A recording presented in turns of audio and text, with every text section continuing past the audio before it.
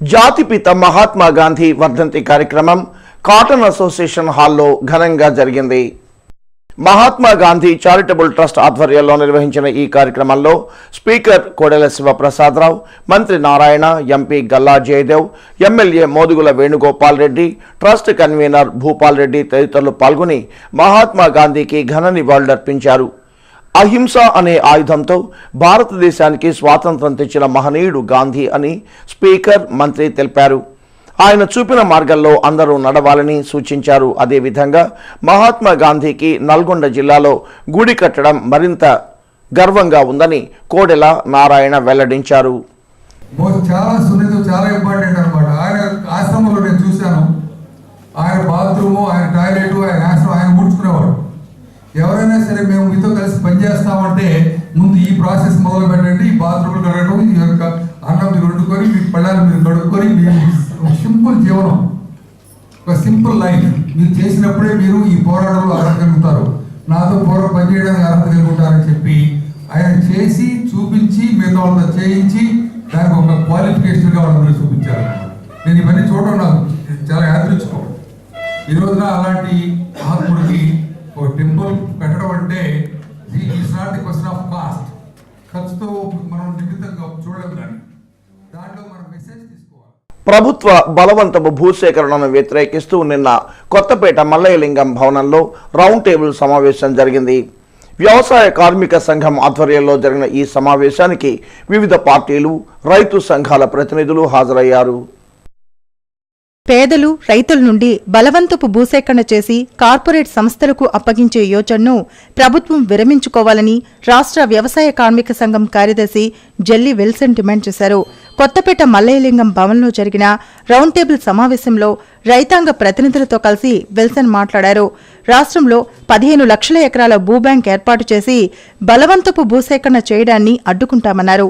ఆ దిశగా మార్చి 8న చెలో అసెంబ్లీ నిర్వహిస్తామని విల్సన్ హెచ్చరించారు. బలవంతపు సేకరణ అనేది సరైనటువంటి ఆలోచన కాదు.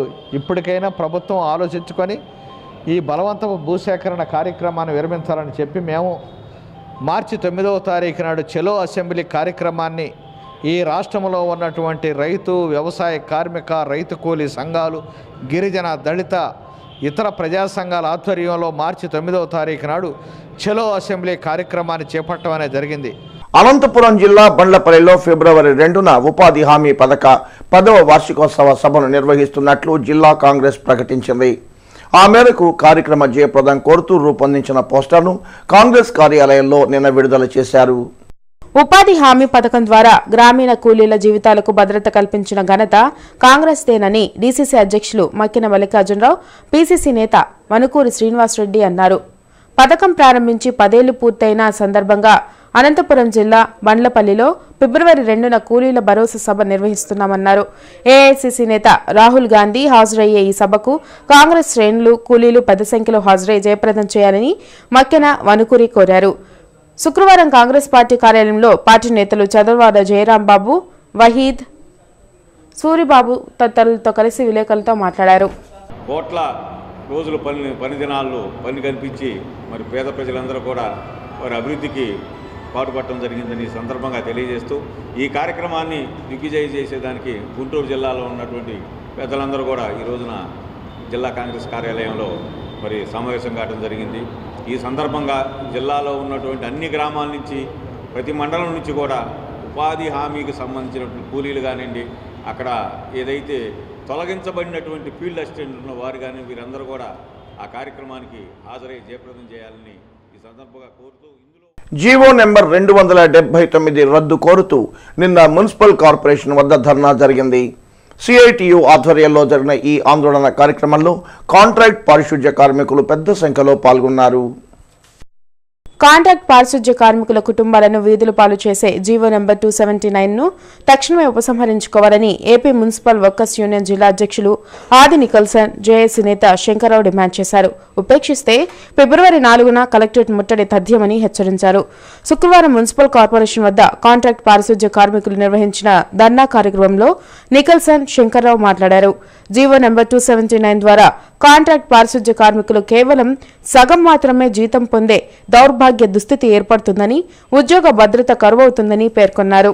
శానిటైజేషన్ సక్రమంగా లేదని పెట్టుబడి పెట్టట్లేదు కాబట్టి ఈ యొక్క శానిటైజేషన్లో రోడ్లు ఊడ్చే మిషన్లు తెప్పిస్తున్నారు. కాబట్టి ఆ జీవో వస్తే కార్మికులకి అందరికీ ఉపాధి కోల్పోయి మున్సిపల్ కార్మికులందరూ రోడ్డును పడుతున్నారు. కాబట్టి ఈ జీవోని వెంటనే రద్దు చేయాలని, ఈ జీవో వచ్చినందువల్ల ప్రజలకు కూడా యూజర్ ఛార్జీలు పెద్ద ఎత్తున పడే పరిస్థితి ఉంది. కనుక ఎమ్మటే ఈ జీవోని రద్దు చేయాలని రేపు 4వ తారీఖు కూడా కలెక్టర్ ఆఫీస్ ముట్టడి కార్యక్రమం ఉంది. ఈ జీవోను రద్దు చేయకపోతే రాష్ట్ర వ్యాప్తంగా మున్సిపల్ కార్మికులందరూ ఏకమై పెద్ద ఎత్తున ఆందోళన చేస్తారని AP municipal workers and union ప్రభుత్వాన్ని డిమాండ్ చేస్తుంది. హిందూ కళాశాల ఏడీ హాల్లో ధర్మనిధి పురస్కార ప్రధాన కార్యక్రమం జరిగింది.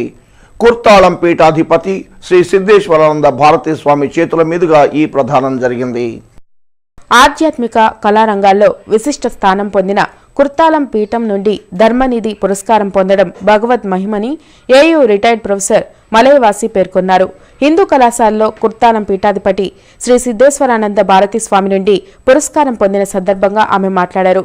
భక్తి, ఆధ్యాత్మిక, లలిత కళల్లో ప్రావీణ్యులను గుర్తించి గౌరవించడం సంతోషంగా ఉందన్నారు.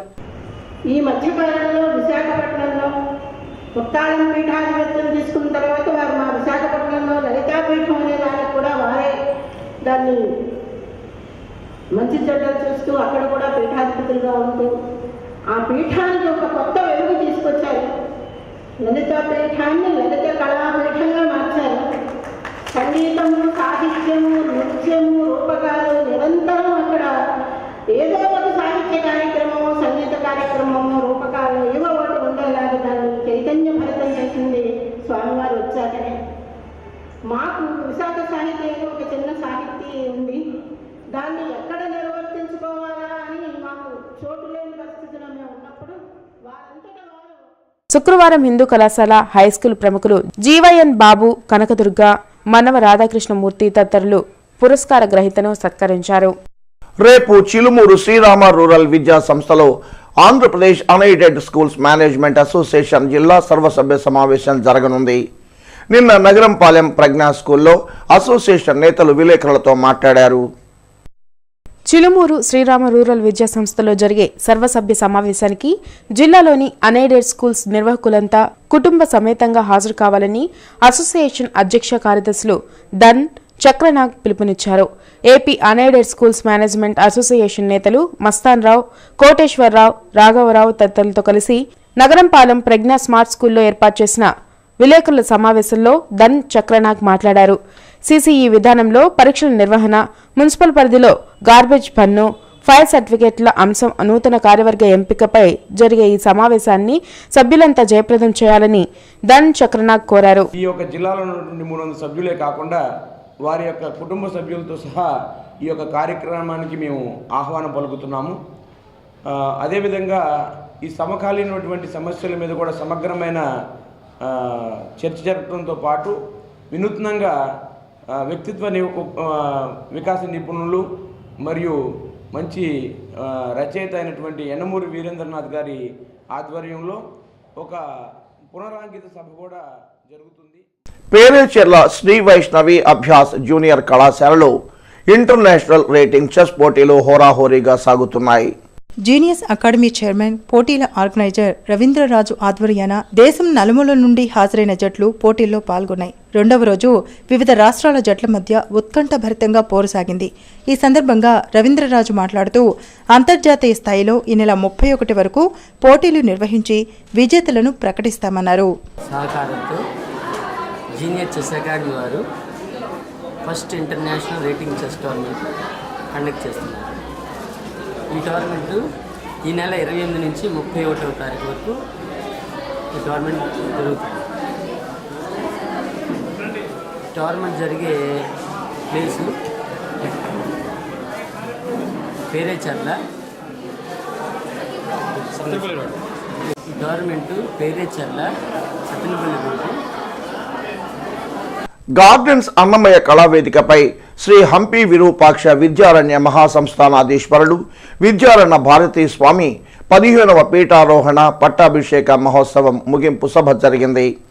ఈ సందర్భంగా వక్తలు మాట్లాడుతూ ప్రజలు మత సామరస్యంతో మసలుకోవాలని హితవు పలికారు. ఈ కార్యక్రమంలో speaker doctor Kodela Sivaprasada Rao, Loknath Sharma, doctor Medasani Mohan, Vedantam Rajagopala చక్రవర్తి తదితరులు పాల్గొన్నారు. పట్టాభిషేకం ఉండదు అని ఆ విధంగా అభిషేకం చూసిన వాళ్ళు మా ఇంట్లో వాళ్ళు కూడా మా కోడల వాళ్ళు వచ్చారు. స్వామీజీ వారు అవన్నీ ఎలా స్వీకరిస్తున్నారు, అసలు ఎక్కడ కదలిక లేదు అని చెప్పారు. అంటే బిందెల బిందెలు నీళ్లు పోస్తున్నా, లేకపోతే ఆ పంచామృతాలు పోస్తున్నా, అభిషేకం చేస్తున్నా కూడా ఏ విధమైనటువంటి చలనం లేకుండా యోగాభ్యాసాలు కాబట్టి అవన్నీ కూడా చక్కగా ఆ అభిషేకాన్ని జయప్రదంగా నిర్వహించడానికి అవకాశం, అది భక్తుల యొక్క కోరిక మేరకు అది జరిగినటువంటి. మరికొన్ని వార్తల్లోకి వెళ్లే ముందు బ్రేక్.